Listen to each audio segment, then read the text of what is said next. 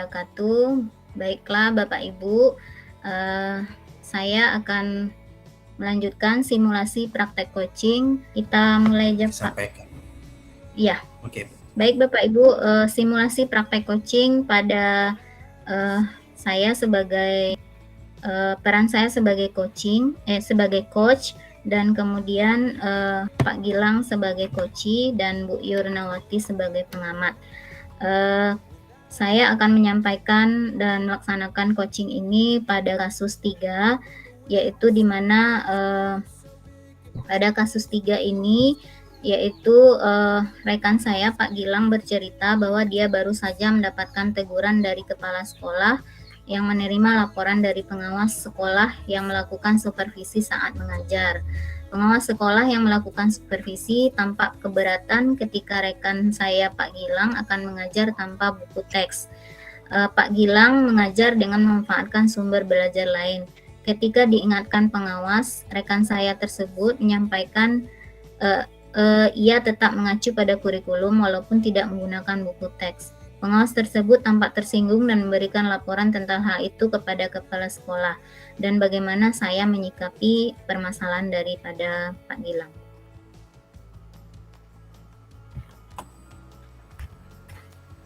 Baik, kita mulai. Assalamualaikum Bu Etin. Waalaikumsalam Pak Gilang. Apa kabarnya hari ini? Sehat Pak? Kalau badan sehat Bu, tapi pikiran saya nih tidak sehat nih. Lagi kesal sekali saya nih Bu. Galau Pak. Menjadi anak muda ini galau. Sedang Iko galau Pak? Tidak galau lagi do Bu. Sakit mana tim Bu? Kalau boleh bisa berbagi Pak. Ibu Senin kemarin kan kita kedatangan pengawas kan Bu ya? Iya. Pengawas datang nggak ke kelas Ibu? Belum, giliran saya belum Pak. Jadi dia masuk ke kelas Bapak ya? Dia masuk ke kelas saya. Kan kita sama-sama ikut program guru penggerak nih Bu, calon guru penggerak. Jadi apa yang kita ajarkan, apa yang kita pelajari itu rasanya sia-sia saja. Jadi karena nggak sama pemikiran saya dengan pengawas itu. Jadi gini Bu, barusan saya ditegur sama kepala sekolah saya, kepala sekolah kita. Kenapa Pak? Kenapa Bapak ditegur sama kepala pengawas ini ngadu sama kepala sekolah tuh. Jadi memang waktu dia supervisi ke kelas saya tuh, saya sedang mengajar. Ya namanya sekarang itu kan nggak harus pakai buku teks Bu. Banyak sumber belajar yang lain. Pada waktu dia masuk itu, saya sudah buat PowerPoint.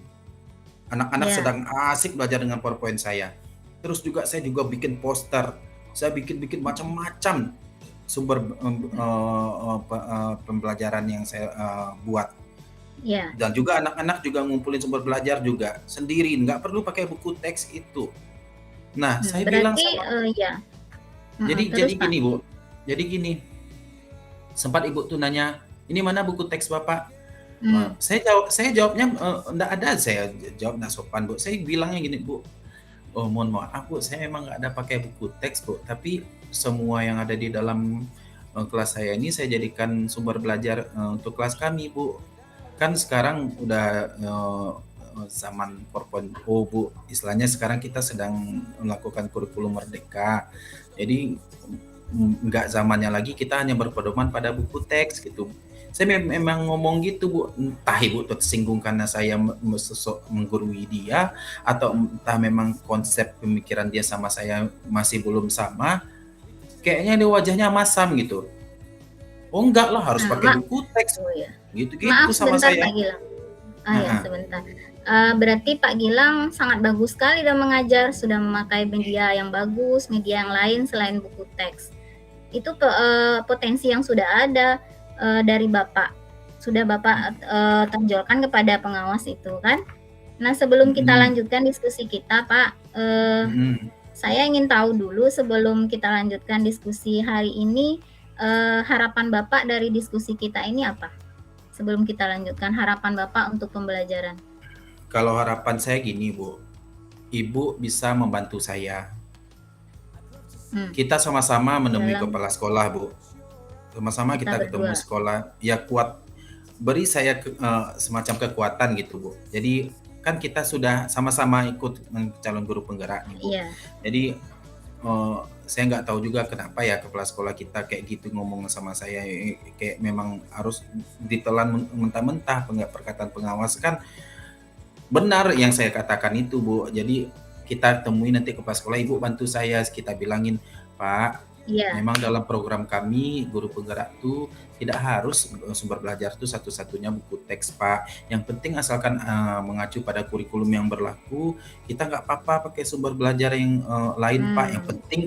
Yang penting tujuannya apa Bu? Yang penting kan cocok untuk murid kita, menjawab kebutuhan murid kita. Itu yang bikin kesal saya keluar dari ruangan itu tadi. Kalau saya tambah lagi, nanti kita akan temui kepala sekolahnya Pak. Tadi Bapak mengatakan Bapak sudah mengacu pada kurikulum dalam mengajar. Nah, ketika pembelajaran itu apakah Bapak sudah menyediakan media atau bahan ajar selain PowerPoint atau apa Pak? Ketika mengajar itu yang lebih interaktif sudah disediakan? Udah Bu. Jadi kan di kelas kita, kelas saya kan ada beberapa anak yang kesulitan baca Bu, karena dia lamban belajar kan. Jadi saya nggak kasih buku teks juga sama dia, nggak cocok juga. Saya pun pakai buku teks, apa gunanya gitu. Jadi saya buatlah poster, saya cari-cari gambar-gambar yang cocok untuk anak kita. Saya bikin kalimatnya pendek-pendek yang bisa saya bantu juga mengeja untuk dia gitu. Selain itu ada lagi sumber belajar lain yang kayak saya bikin lagu macam-macam lah Bu, itu cuman tapi kayaknya nggak dihargai gitu karena nggak ada buku teks tadi gitu. Itu berarti Pak Gilang sangat luar biasa dan mengajar, sudah mengacu kepada kurikulum yang sekarang Pak. Bagaimana kalau ketika pengawas itu Pak Gilang sudah menjelaskan kalau saat ini kurikulumnya ini, tentu dia sudah tahu pengawasnya. Kemudian harus mengacu kepada kurikulum Merdeka. Apa itu sudah dijelaskan Pak? Udah Bu. Jadi kan tadi saya udah cerita juga kan, ditanyanya mana buku teks Bapak. Saya bilang kan, Bu, saya memang nggak pakai buku teks Bu, gitu kan. Memang nggak ada buku teks saya karena kalau guru seni budaya itu kan di sekolah kita memang belum ada pula buku teks yang diadakan sekolah. Yang selama ini saya bawa itu kan buku-buku teks dari reguler Bu, yang saya cari KD-nya yang cocok untuk anak kita gitu. Nah tapi setelah kayak gitu, setelah saya jadi calon guru penggerak, kayaknya saya terhukum dengan buku teks itu. Akhirnya saya bikin sumber belajar sendiri sesuai apa saya gitu, sesuai murid saya. Kan kita sering diskusi, saya sering petunjuk juga sama Bu Etin. Bu Etin, saya mau bikin ini, gimana, bagus nggak? Bu Etin selalu support saya. Tiba-tiba apa yang saya lakukan itu dimentahkan gitu Bu. Itu yang bikin saya sakit hati kali tadi keluar dari ruangan itu Bu. Jadi dari hal itu kira-kira Bapak tadi mengatakan kita akan menemui kepala sekolah untuk menanyakan tentang buku teks ini. Kira-kira nanti kepada kepala sekolah Pak Gilang akan menjabarkan apa tentang pembelajaran Pak Gilang. Contohnya setelah melakukan pembelajaran itu, apakah bagaimana hasilnya nilai siswa dengan pembelajaran yang tanpa buku teks, apakah sudah baik atau belum gitu Pak? Ya, kalau saya pribadi kan yang penting tujuan pembelajaran atau pencapaian pembelajaran anak kita kan tercapai gitu Bu. Terus anak-anak kita aktif, dia bahagia di kelas, dia senang di kelas. Alhamdulillah saya lihat anak-anak saya senang di kelas. Materi yang kita sampaikan nangkap dia. Tapi mungkin betul juga Bu, karena memang apa ya, mungkin buku itu salah satu identitas kita sebagai guru gitu kan. Jadi ya selain kita nemui kepala sekolah nanti tentang menjelaskan yang hanya buku teks sumber belajar itu, nanti Ibu bantu saya juga nanti bilang ke kepala sekolah untuk bantu saya ya kalau bisa sekolah ini pengadaan buku lah, buku seni budaya. Karena selama ini Bu, jujur aja buku seni budaya itu pintar-pintar saya aja yang cari. Saya pinjam dari teman saya yang di SMP, saya pinjam teman saya yang SMA. Nah, untuk yang anak-anak kita yang di SLP ini. Oh iya, itu sangat bagus Pak. Jadi nanti kita akan temui kepala sekolah dan Pak Gilang akan menceritakan bahwa sebaiknya diadakan juga lah tentang buku teks sehingga anak-anak bisa berliterasi juga gitu ya Pak ya. Ya, tapi saya jujur aja nih Bu, saya kalau masuk sendiri ke ruangan kepala sekolah nanti daripada kita masuk berdua Pak, kita masuk berdua. Kita beri semangat kepala sekolahnya. Syukur kepala sekolah kita biar terjadi perubahan di sekolah kita ini Pak. Ya, Pak? Itu Bu. Itu yang buat saya senang kalau diskusi sama Bu Iting nih. Kira-kira kita kapan menemui kepala sekolah itu Pak? Kira-kira kita kapan menemui kepala sekolah kita? Saya ini kan nggak suka berlarut-larut dalam pikiran saya tuh kalau udah berkecamuk tuh nggak senang itu Bu. Jadi karena sekarang hari Jumat juga, Sabtu Minggu gitu. Sabtu kan kita masih sekolah, besok kalau ada kepala sekolah di kantor besok saya kabari Ibu, kita langsung temui aja gimana Bu? Iya, saya bersedia saja Pak. Saya akan sediakan waktu. Nah nanti mohon maaf ya Pak, sebaiknya nanti ketika kita menemui kepala sekolah, jangan lupa Pak Gilang nanti membawa hasil belajar siswa yang bagus dengan pembelajaran tanpa buku teks sehingga kepala sekolah itu tersentuh hatinya nanti, oh iya dengan tanpa buku teks ternyata berhasil juga, dan kepala sekolah bisa menyampaikan kepada pengawas bahwa tidak hanya harus dengan buku teks, jangan lupa membawa hasil belajarnya itu Pak, bahwa semua yang Bapak lakukan itu kan sudah bagus, tinggal kendalanya lagi bagaimana kita menemui kepala sekolah kita nanti. Siap. Insya Allah nanti saya akan kumpulkan dokumen-dokumennya Bu. Siap. Ya. Nah. Menurut Bapak, apalagi selain potensi tadi kita sebagai calon guru penggerak, apalagi potensi yang akan Bapak perlihatkan kepada kepala sekolah dan pengawas bahwa tidak hanya dengan buku teks itu kita bisa mengajar, selain media tadi itu Pak. Potensi yang ada pada diri Bapak gitu. Kalau saya yang sekarang sedang saya Bu, sekarang sedang saya gerakan ini yaitu tadi saya sama Bu Etin, saya ingin apa Bu, merubah paradigma di sekolah kita nih, kita bangun komunitas praktisi.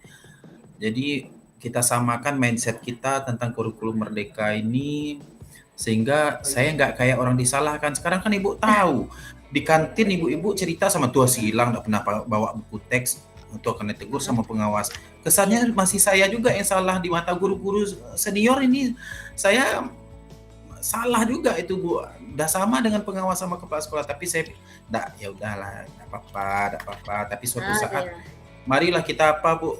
Kita kayaknya harus apa ini Bu? Sosialisasi Bu.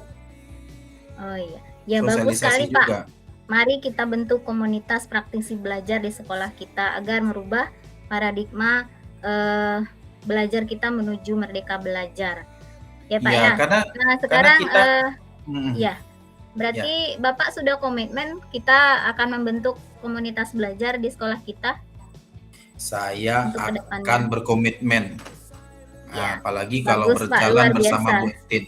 Ya. Oh, luar biasa Pak Gilang. Selamat ya Pak, semoga nanti kita sampaikan kepada kepala sekolah kita akan memberi dampak bagus bagi kita semua guru di sini dan untuk siswa kita.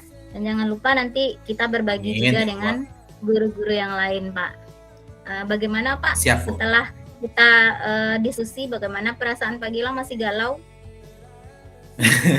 Sejujurnya sudah lega ini Bu, sudah lega dan memang paling tidak saya tidak merasa disalahkan lah gitu. Ada teman yang satu persepsi sama saya dan saya minta itulah tadi Bu Etin, yuklah kita temui kepala sekolah. Kalau saya sendiri dalam ruangan tuh Bu, nanti nggak percaya beliau kan kita belum sekolah penggerak sekolah kita, mungkin beliau juga menuju materi ini ya. Iya. Kita kalau sekolah kita sudah sekolah penggerak, pastinya kepala sekolah kita udah paham dengan apa yang kita lakukan. Jadi gimana caranya kalau apa yang saya lakukan ini ada orang yang menguatkan, betul Pak yang lakukan Gilang itu sebenarnya tidak salah. Iya, baik Pak Gilang, kita akan lakukan bersama besok menemui kepala sekolah. Untuk hari ini diskusi kita sampai di sini dan kita tetap semangat. Semangat Pak Gilang. Semangat Ibu Etin, terima kasih banyak atas waktunya Bu Etin. Assalamualaikum Pak Gilang. Waalaikumsalam Bu Etin. Terima kasih. Demikianlah coaching saya dengan Pak Gilang hari ini. Terima kasih atas perhatiannya. Assalamualaikum warahmatullahi wabarakatuh. Waalaikumsalam warahmatullahi wabarakatuh. Ya, kembali aja ke rumus